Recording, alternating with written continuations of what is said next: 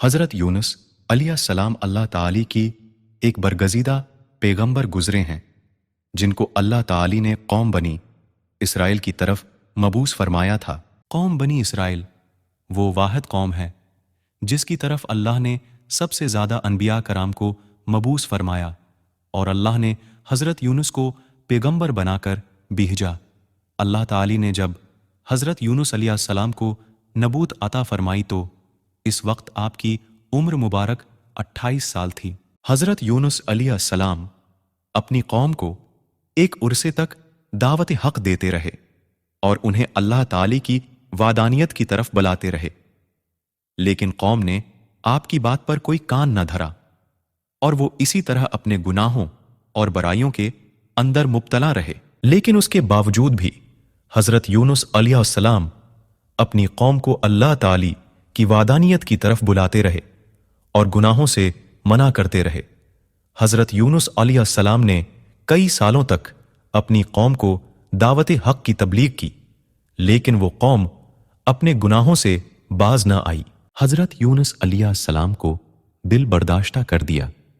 اور حضرت یونس علیہ السلام اپنی قوم کی نافرمانیوں کو دیکھ کر ان سے سخت ناراض ہوئے اور ان کے لیے اللہ تعالی سے عذاب الہی کی بد دعا کر کے اس بستی سے روانہ ہو گئے۔ جب آپ اپنی قوم سے ناراض ہونے کے بعد اپنی بستی سے باہر نکلے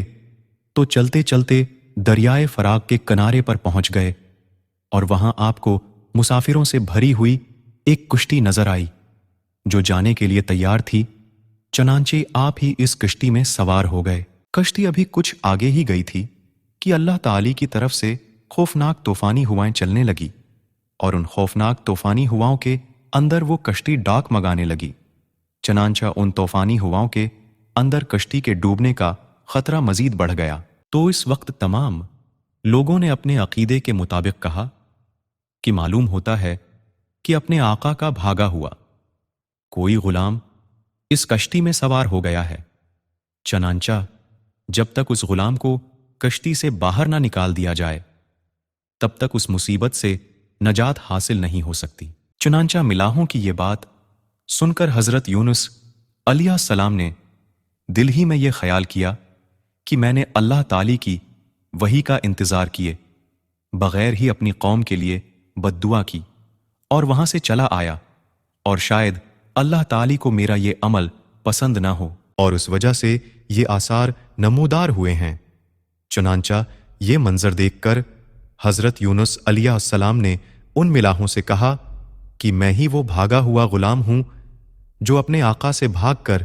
یہاں اس کشتی پر سوار ہوا ہے۔ مجھے کشتی سے نیچے پھینک دو تاکہ یہ طوفان رک جائے۔ مگر کشتی میں سوار تمام مسافر اور ملاح آپ کے بارے میں خوب جانتے تھے اور آپ کو ایک نیک انسان سمجھتے تھے، اور وہ تمام لوگ آپ کی شرافت سے خوب واقف تھے۔ اس کے بعد یہ طیب آیا کہ کراندازی کی جائے گی، جس کا نام کراندازی میں نکلے گا اس کو کشتی سے باہر پھینک دیا جائے گا۔ چنانچہ سب کی رائے کے مطابق کراندازی کی گئی، اور پہلی ہی دفعہ میں حضرت یونس علیہ السلام کا نام نکل آیا، لیکن اس کے باوجود بھی تمام ملاحوں اور مسافروں کو یقین نہ آیا، اور پھر اس کے بعد دوسری اور تیسری بار بھی قراندازی کی گئی، مگر ہر بار حضرت یونس علیہ السلام کا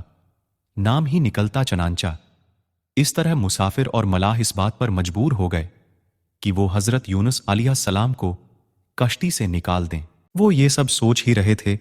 کہ حضرت یونس علیہ السلام نے خود ہی کشتی سے چھلانگ لگا دی،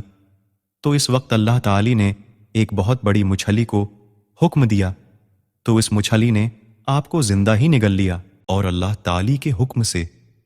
اس مچھلی نے آپ کو صحیح سلامت اپنے پیٹ میں محفوظ رکھا۔ جب حضرت یونس علیہ السلام اپنی قوم سے ناراض ہو کر اس بستی سے چلے گئے تھے تو آپ نے ان لوگوں کو عذاب الہی کی پیشگوئی بھی کی تھی، لیکن ان لوگوں کو حضرت یونس علیہ السلام کی کسی بات پر کوئی یقین نہ آیا۔ وہ لوگ کہا کرتے تھے کہ حضرت یونس علیہ السلام تو کہتے تھے کہ اللہ تعالی کا عذاب آئے گا، لیکن اب تک تو کوئی عذاب نہ آیا، نہ جانے وہ عذاب کب آئے گا۔ مگر کچھ ہی دنوں کے بعد اللہ تعالی کی عذاب کے اسرات نمودار ہونے شروع ہو گئے۔ چنانچہ اس طرح عذاب الہی کو دیکھ کر وہ لوگ پریشان ہوئے اور ایک دوسرے سے کہنے لگے کہ حضرت یونس علیہ السلام کی بات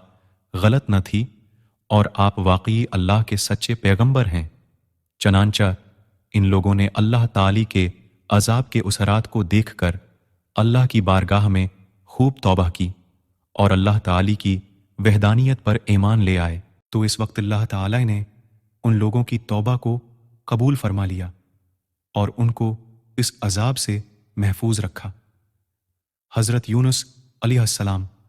مچھلی کے پیٹ میں زندہ تھے اور اللہ تعالی کی وحی کا انتظار کیے بغیر ہی اپنی قوم کو چھوڑ آنے پر نادم تھے۔ اس وقت حضرت یونس علیہ السلام نے اللہ تعالی کی بارگاہ میں اپنی خطا کی معافی کے لیے یہ دعا پڑھی، اے رب العالمین، تیرے سوا کوئی معبود نہیں، تو ہی یکتا ہے، اور میں تیری پاکی بیان کرتا ہوں، بے شک میں خود ہی ظالم ہوں۔ جب اللہ نے حضرت یونس علیہ السلام کی یہ درد بھری دعا سنی